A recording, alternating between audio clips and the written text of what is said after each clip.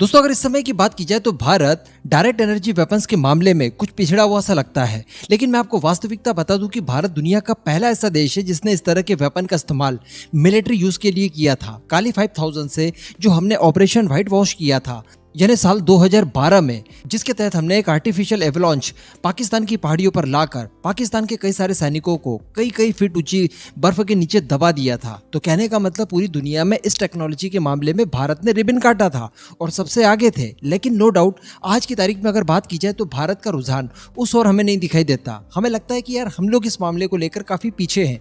खासकर जब इजराइल ने अपने आयरन बीम का टेस्ट किया उसके बाद भारत में लोगों की क्यूरियोसिटी बहुत बढ़ गई कि क्या भारत एक्चुअली इसके ऊपर काम कर रहा है, क्या एक्चुअली हमारे कोई ऐसे प्रोजेक्ट चल भी रहे हैं जिसके तहत हम लोग डायरेक्ट एनर्जी वेपन्स का इस्तेमाल करेंगे, उन्हें बनाकर तैयार करेंगे, जिसके थ्रू हम लोग ड्रोन्स को, फाइटर एयरक्राफ्ट्स को या फिर नेवल वॉरशिप्स को या फिर बैलिस्टिक मिसाइल जैसी हाई प्रोफाइल टारगेट्स को मारकर गिरा देंगे। तो जी हाँ, इसके ऊपर कुछ नई अपडेट्स निकल कर आए हैं।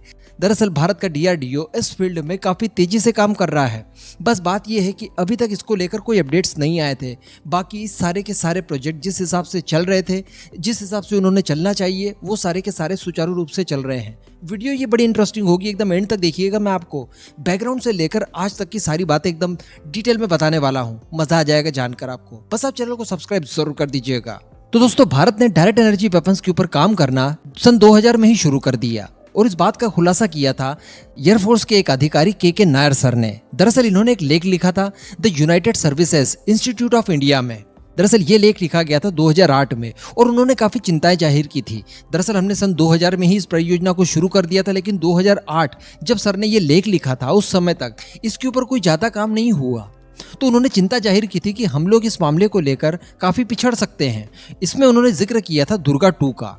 दरअसल इसमें उन्होंने दुर्गा के बारे में बताया था कि इसकी कैपेसिटी होने वाली है 100 किलोवाट की। तो कहने का मतलब के नायर सर ने उस समय ही चिंताएं जाहिर कर दी थी कि यार हम लोग इस मामले को लेकर काफी ढीला ढाला सा काम कर रहे हैं। लेकिन दोस्तों फाइनली 2017 में इसका एक परीक्षण किया गया था डीआरडीओ की तरफ से और ये परीक्षण किया गया था चित्रदुर्ग में। वैसे मैं आपको बता दूं कि ये एक्चुअल दुर्गा नहीं था जिसका जिक्र के नायर सर ने किया था, क्योंकि इस बार जो टेस्ट किया गया था डीआरडीओ का, ये किया गया था एक 10 किलोवाट वाले डायरेक्ट एनर्जी वेपन का, जिसने 2.5 मीटर की दूरी तय करते हुए अपने लक्ष्य को मार गिराया था। उस समय रक्षा मंत्री हुआ करते थे स्वर्गीय अरुण जेटली जी, और वो भी इस टेस्टिंग के दौरान वहां पर उपस्थित थे। तो कहने का मतलब हमने 17 सालों में केवल 10 किलोवाट का एक डायरेक्ट एनर्जी वेपन तैयार किया था। और इससे ठीक पहले हम लोग काली 5000 तैयार कर चुके थे, जिसका इस्तेमाल हम लोग पहले इंडस्ट्रियल यूज में करने वाले थे, लेकिन बाद में उसे मिलिट्री यूज के लिए भी इस्तेमाल करने की प्लानिंग की गई और फाइनली 2012 में हमने ऑपरेशन व्हाइट वॉश को अंजाम दिया था।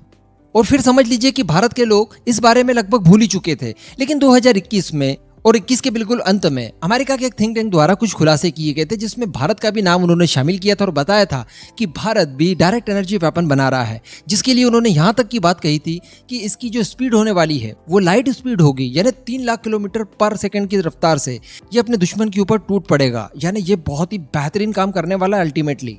तो अब बताया जा रहा है कि डीआरडीओ और डीआरडीओ की ही एक लैब है जिसका नाम है चेस और ये स्थित है हैदराबाद में। इस लैब का फुल फॉर्म है centre for high energy system and sciences.